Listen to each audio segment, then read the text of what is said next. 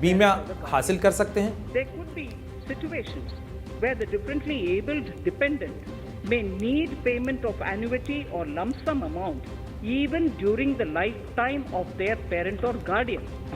I propose thus to allow the payment of annuity and lump sum amount to the differently abled dependent during the lifetime of the parent and guardians, that is parent or guardians, attaining the age of 60 years.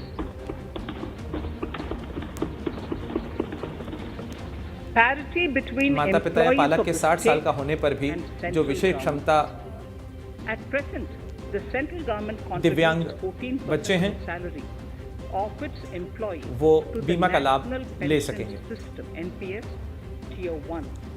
This is allowed as a मौजूदा deduction समय में in सरकार computing the income अपने of the कर्मचारियों employee. की However, वेतन such का deduction is allowed 14% only to the हिस्सा extent of 10% of the salary NPS में देती in है। case of employees of the state government to provide equal treatment to both जबकि राज्य central and सरकारों state में government ये employees, केवल I propose 10% to he increase है। the tax राज्य और deduction केंद्र limit सरकारों के from कर्मचारियों 10% to 14% on employers' contribution to the NPS account समानता लाने of के लिए state government employees as well.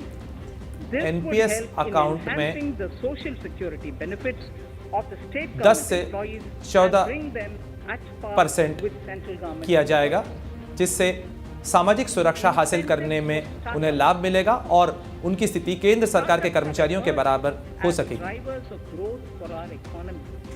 Over the past startups few के years, लिए the country has seen a manifold प्रोत्साहन। increase in successful बीते कुछ सालों में eligible startups established before देश ने स्टार्टअप्स के क्षमता में और उनकी संख्या में काफ़ी गुना बढ़ोतरी देखी है। for 3 consecutive years out of the 10 years from incorporation.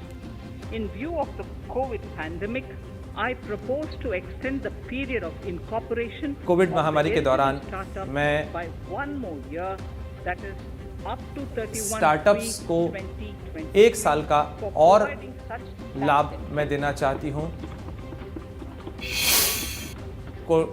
इससे उन्हें टैक्स इंसेंटिव हासिल करने में मदद मिलेगी एक newly incorporated manufacturing और साल के लिए। entities under concessional tax regime.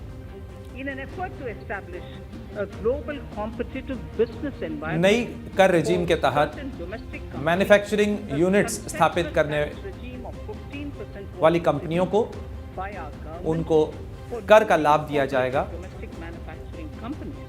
I propose to extend the last date for commencement घरेलू of स्तर पर manufacturing of निर्माण production इकाइयों को under section 115B by 1 more year, that is from 31st March 2023 to 31st March 2024. 31 मार्च 2023 से 23-24 के बीच में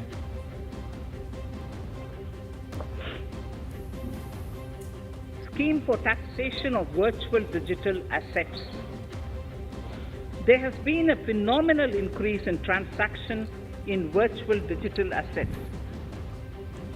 The Virtual magnitude digital and assets frequency के of these कराधान transactions have की made योजना। it imperative to provide for a specific tax regime.